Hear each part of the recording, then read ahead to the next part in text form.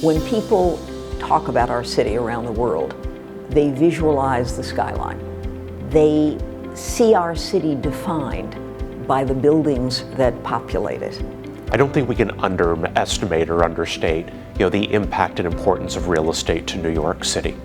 Fundamentally, real estate plays an outsized role in ensuring that the city has the revenue and the resources that it needs to provide the whole range of services that makes our city competitive. The strength of the real estate market equals the strength of our municipal budget. And so a vibrant real estate sector is foundational and fundamental to our thinking about how it is that we position New York City for the future.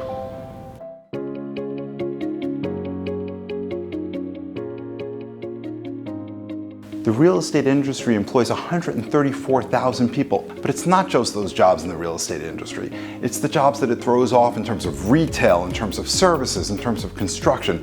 All this is really important to the New York City economy. Real estate taxes supply $37 billion a year. That is 50% of the tax revenue that keeps New York City going. Those taxes literally fund a third of all city services. It pays for schools, teachers, kids going to and from school, their crossing guards. It pays for all of that kind of stuff. And the revenue that the city is able to have to support basic fundamental services like schools is incredibly important.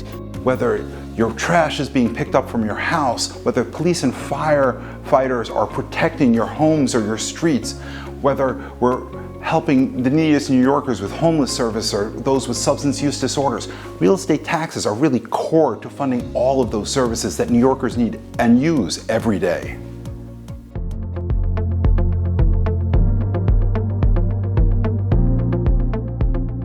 Our relationship to the built environment is always changing. One of the clear challenges for all of us over the last several years is that relationship has been changing and evolving more rapidly than many of us have experienced in our lifetimes. In many ways, the pandemic exposed vulnerabilities that the city has had for a long time.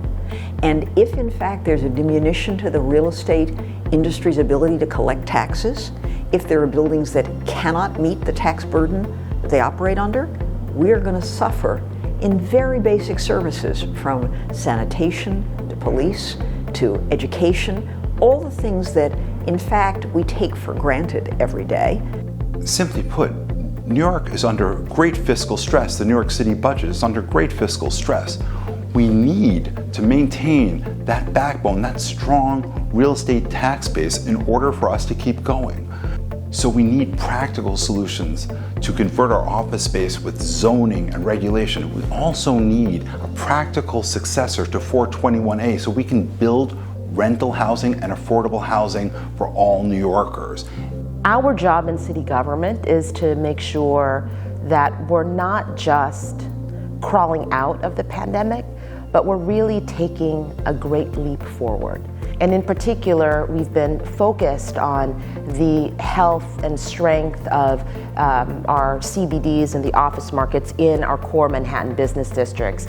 Whether it is the comprehensive agenda that the mayor and the governor have developed through the New York Plan, or new programs that Mayor Eric Adams has launched, like an office conversion accelerator, or through a program called MCORE, which is providing financial assistance to modernize outdated space, or finally, the really comprehensive and bold work that we're doing to reform zoning.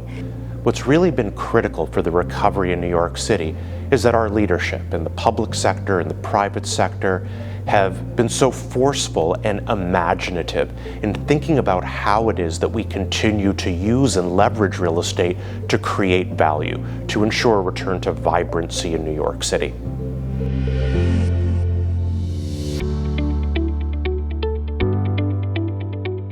New York City has seen many different types of crises in its 400-year history, but we've been able to overcome those crises because of the strength of partnership. And the same is true today. We cannot solve through government action alone, the pressing challenges of our city. And so we depend on public-private partnerships in order to move the city forward. We will emerge from what is a historically difficult period for real estate with a really revitalized landscape. People's willingness to engage rezoning, the recognition that we need housing and in abundance, and that we have to find it by lifting restrictions that have really hampered its development, is energized by the experience we've all had in recent times and the sense that the city needs that energy to come back. What will these buildings that used to all be offices look like when people are living there 24/7? We saw how downtown Manhattan changed. Imagine what is possible in all the places in New York. We need New York to come together. The real estate industry for years and the leadership has been part of that civic framework to bring New York together, to design those solutions, not to stagnate, but to dynamically evolve. I remain incredibly optimistic about the future of New York, and so I take very seriously this responsibility of making sure that the city continues to be that beacon of opportunity for generations to come.